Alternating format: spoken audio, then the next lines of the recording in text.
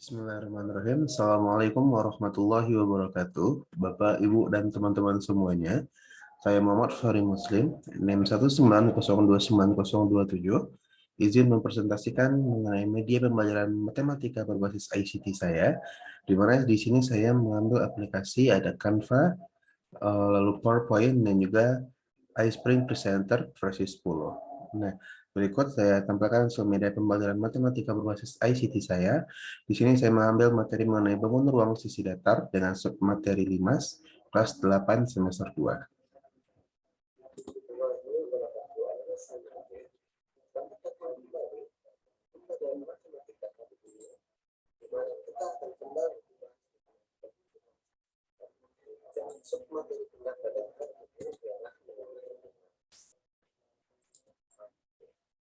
Well, today you will learn with me as a teacher, Mr. Muhammad and Mr.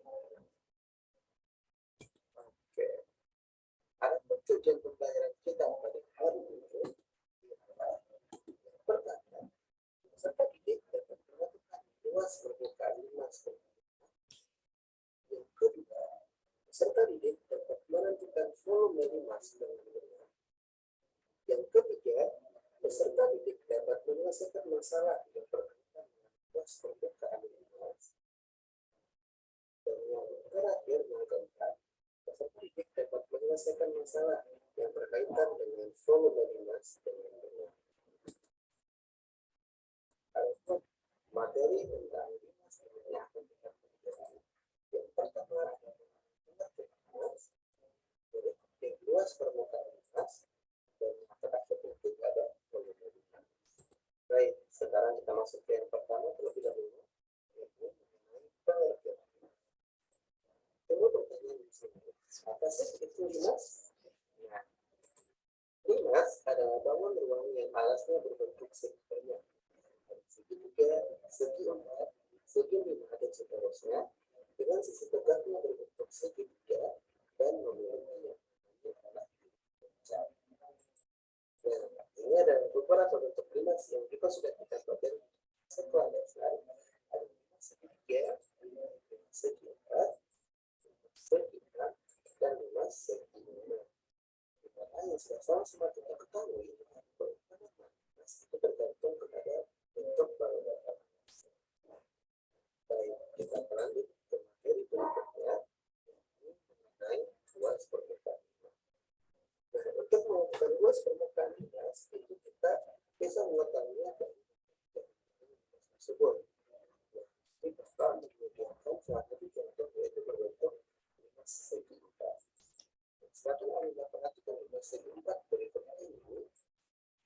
Nah, LIMAS segi 4 ini, ketika kita buka, dia akan menjadi sebuah jaring-jaring yang berbentuk seperti pedagang berikut.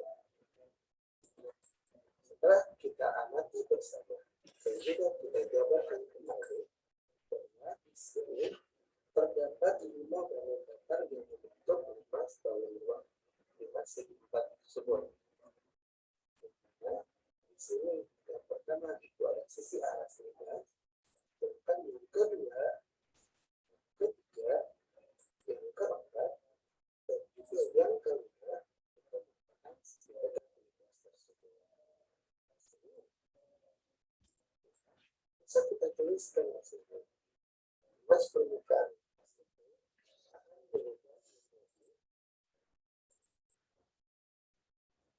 1 ditambah luas 2 ditambah luas 3 ditambah luas 4 ditambah luas 5. Nah, berarti luas permukaan luas alas ditambah luas sisi tegak yang pertama ditambah luas sisi tegak yang kedua ditambah luas sisi tegak yang ketiga luas sisi tegak yang keempat. Nah, secara umum bisa kita simpulkan bahwa luas permukaan LIMAS itu adalah luas alas ditambah dengan jumlah luas sisi tegaknya. Oke. Saya untuk menemukan luas permukaan LIMAS. Tapi sekarang setelah luas permukaan, itu kita masuk kepada materi volume. Volume LIMAS itu itu bisa kita mencari dengan menggunakan pendekatan pada sebuah kubus. Di sini sudah Bapak sediakan sebuah gambar kubus yang mana setelah melalui beberapa percobaan, kubus tersebut bisa kita pecah menjadi 3 buah 5 segi 4 yang sama besar. Nah, karena kubus tersebut terdiri dari 3 buah 5 segi 4 yang sama besar, maka bisa kita tuliskan di sini adalah volume kubus itu sama dengan 3 kali volume 5. Yang mana berarti volume 5 itu sama dengan 1/3 volume kubus. Sehingga bisa kita simpulkan bahwa volume 5 itu adalah 1/3 dikali luas alas dikali kubus. Nah, itu adalah rumus untuk mencari volume 5 dengan melakukan pendekatan terhadap sebuah kubus. Sekarang untuk menanam ananda, kita akan cobakan kepada contoh soal. Di sini perhatikan gambar Limas di samping. Kita lihat karena alasnya berbentuk segi 4, maka Limas ini adalah Limas segi 4. Ditolah luas permukaan Limas di samping. Nah, untuk menentukan luas permukaan Limas, terlebih dahulu kita tentukan tinggi segitiga sisi tegak pada Limas tersebut.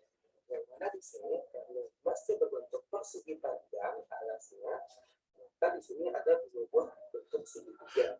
Yang pertama ada segitiga TBC.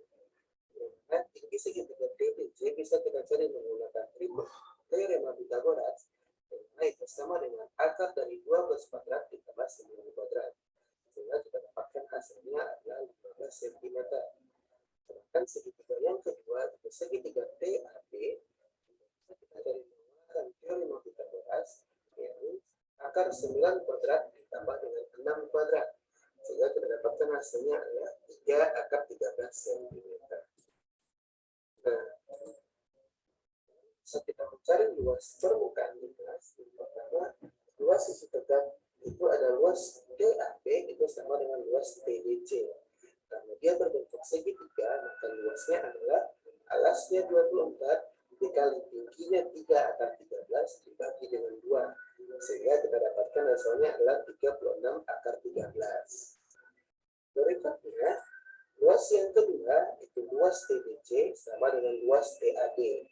Karena juga berbentuk segitiga, maka luasnya adalah 12 dikali 15 dibagi dengan 2, sehingga kita dapatkan 90.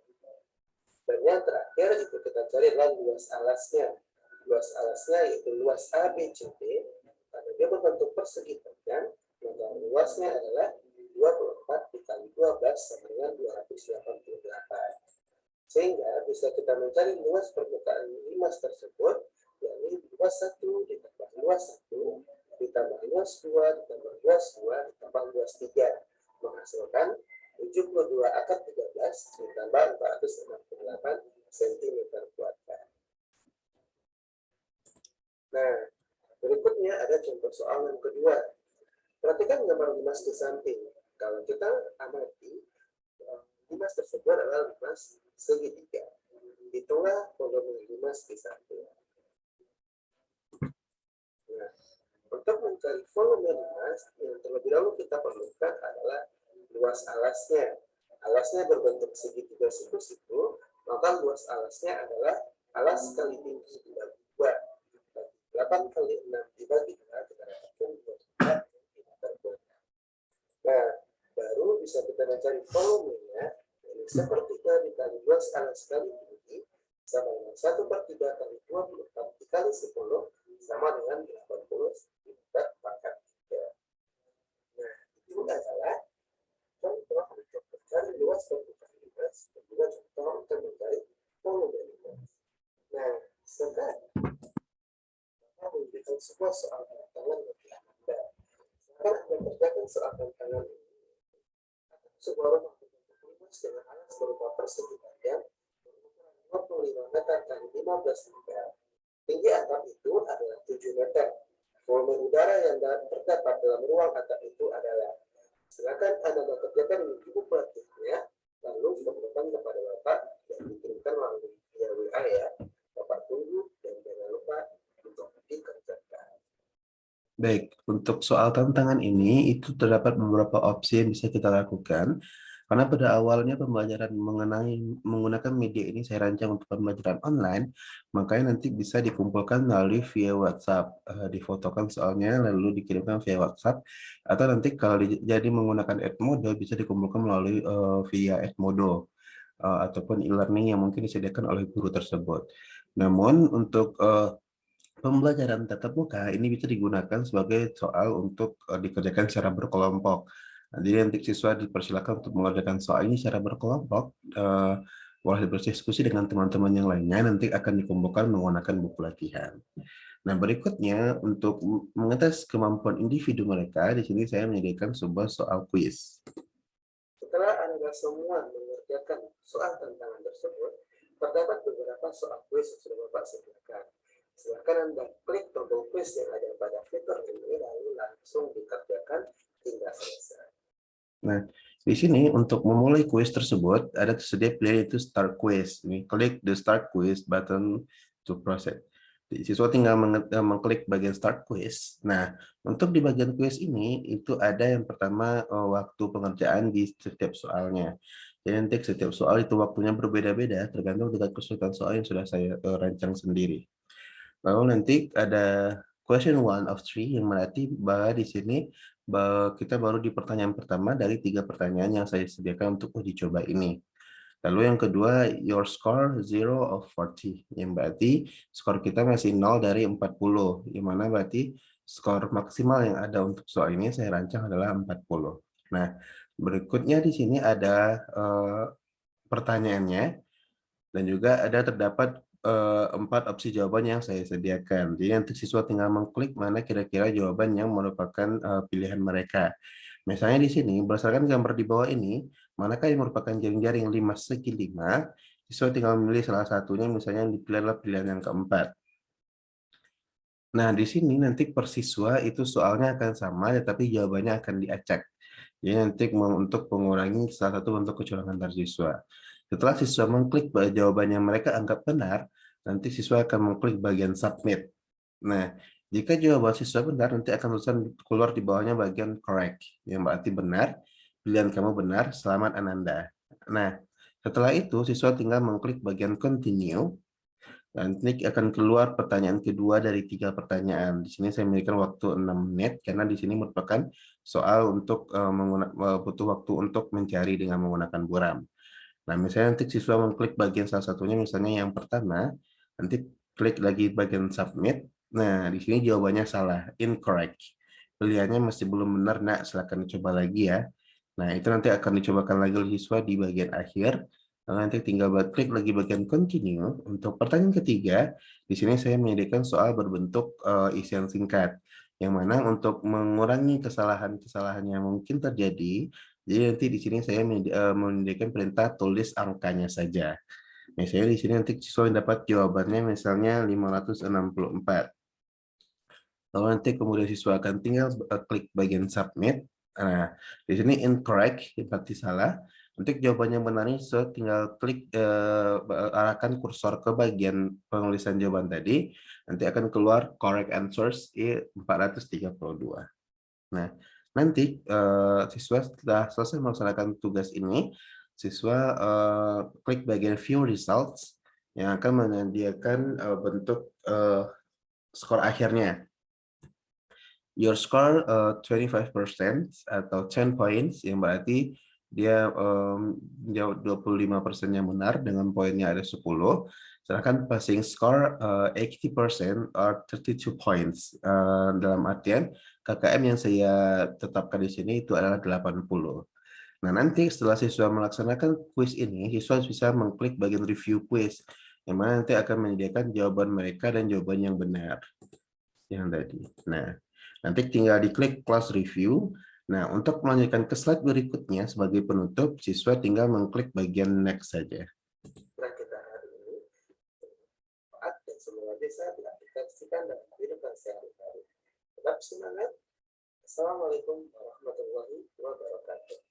Nah, jadi itulah media pembelajaran matematika berbasis ICT yang sudah saya rancang dengan menggunakan aplikasi Canva, PowerPoint dan juga PowerPoint plus iSprint Presenter versi 10.